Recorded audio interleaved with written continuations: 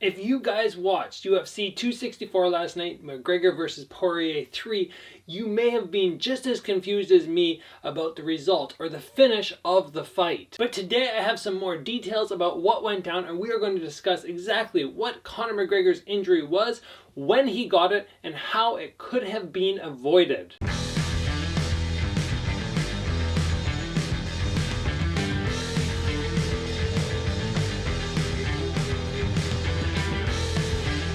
Alright guys, McGregor's lower left leg gives out at the end of the first round. Or at least that's what it looks like. It looks like something happened, he stepped down, it folds over, and you're going, oh, did he roll his ankle? But then when they zoom in and they take him out, you're going, ooh, that looks a lot worse than a really bad rolled ankle. But this morning I saw in the post-fight press conference that Dana White confirmed it was the lower tibia that actually got injured. That is actually the shin bone. And now that makes three fighters that have gone down, three big fighters that have gone down from tibia injuries. We had Anderson Silva, and then ironically Chris Weidman, and now we have Conor McGregor. And when Chris Weidman ended up hurting his shin pretty recently, a lot of people were asking me to do another video, a follow-up video to the one I did about Anderson Silva breaking his shin. I didn't get around to it, so today we'll sort of cover all of these in one go, but mostly focusing on Conor McGregor and what went wrong, because this is a very uncommon injury, and I don't want a lot of people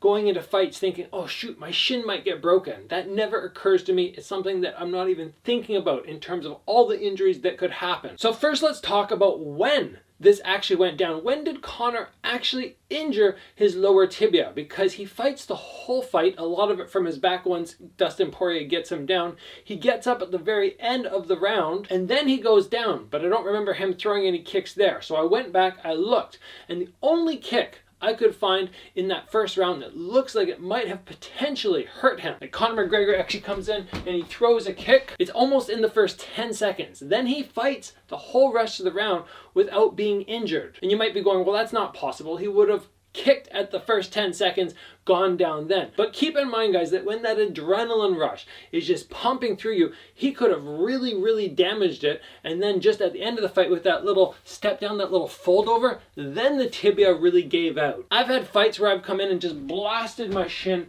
into a knee, and I go, oh, that's gonna hurt later, but in the moment, it doesn't hurt. So it's very realistic that Conor could have hurt himself in the first 10 seconds, done the rest of the round. Maybe if he wouldn't have been on his back, it would have given out earlier. But if we look in depth at this kick, we see Dustin Poirier lean his weight slightly into that low kick and then point both fingers at Conor like, yeah, you just kicked my knee, I got you there. And in the interviews at the end of the fight, Poirier was saying that he got kicked in the knee, and he told Conor that he recognized that. So he was definitely right, it did happen. It was just so early in the fight that I didn't even remember it by the time we got to the end. So let's talk about what Conor did wrong, what could have been avoided to make sure this didn't happen, or what you guys can avoid to make sure this doesn't happen. And the first thing that is just a big mistake is targeting right around the knee. When we target the leg with a low kick, we want to be coming, if you're thinking calf kick, we either want to come down here or we actually want to come into the thigh.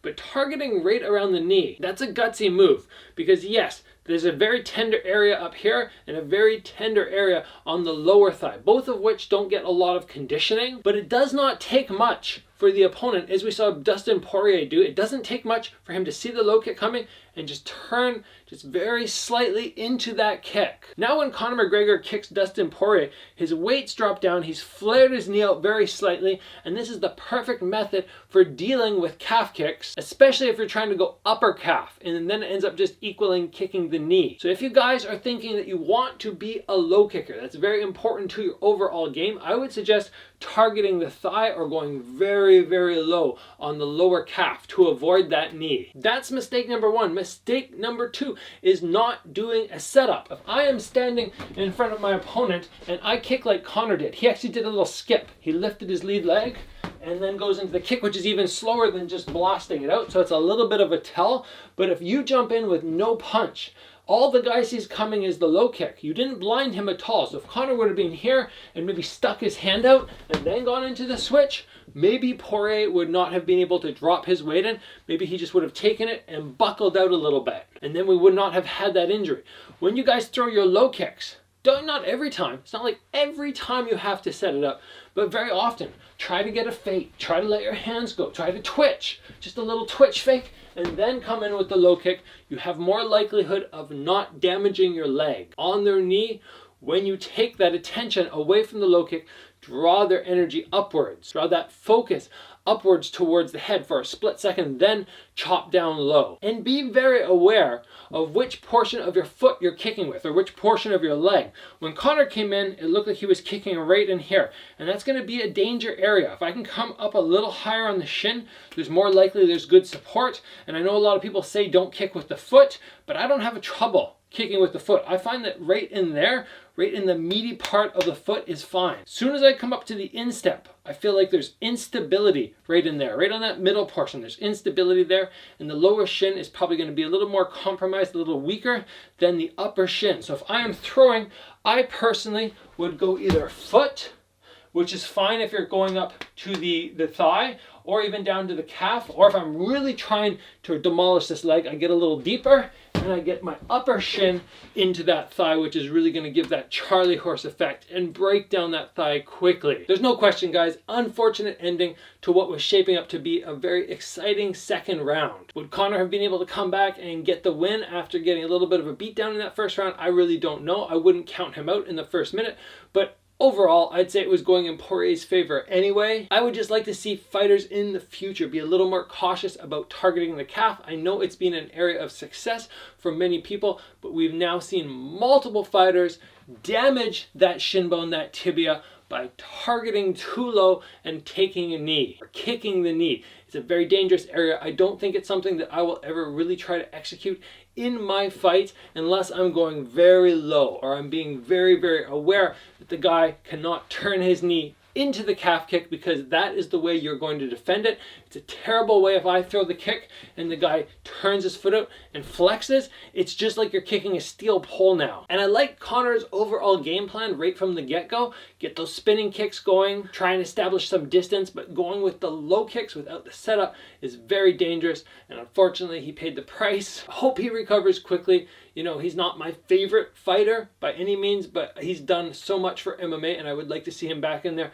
Would I like to see Poirier versus McGregor number 4? I don't know if it's absolutely necessary. Of course, I would watch it, but there are other fights I'd rather see before that. I think for Connor, maybe it's time to take a step back. He's been fighting the top level guys. Maybe now he can take a step back, just drop down just a little level, and maybe go back to fighting Diaz or some of the guys who aren't quite just in that top 3 or that title contention guys. I mean, maybe for him, it's just time to reset and take some big money fights with some guys that he can actually beat, and then maybe go after Poirier again down the road. But still, I know a lot of people like to hate on fighters after they have an unfortunate incident like this. Connor, you have to remember, has done so well. I think he should probably return to featherweight if he really wants to chase a title again. That would be the right move for him. It might be hard for his body, massive weight cut. But if I was one of Conor McGregor's coaches and I went, what's your goal? Is it to get a belt again? And he goes, yes. I'd go, okay, you know what? Let's get back to featherweight. Let's win 1 or 2 fights, go after that title, and then retire. That would be the perfect move for him, in my opinion. Anyway, guys, I hope you enjoyed the breakdown of what happened in the main event at UFC 264. There was some confusion there. When the fight finished, I was like, did he roll his ankle? I don't even know. So I hope that cleared it up, and I hope you learned something today about throwing calf kicks or targeting the knee. If you enjoyed the video, guys, give it a like. If you have not already, join the channel, get subscribed. Train hard, guys, and I'll see you back here soon for another video.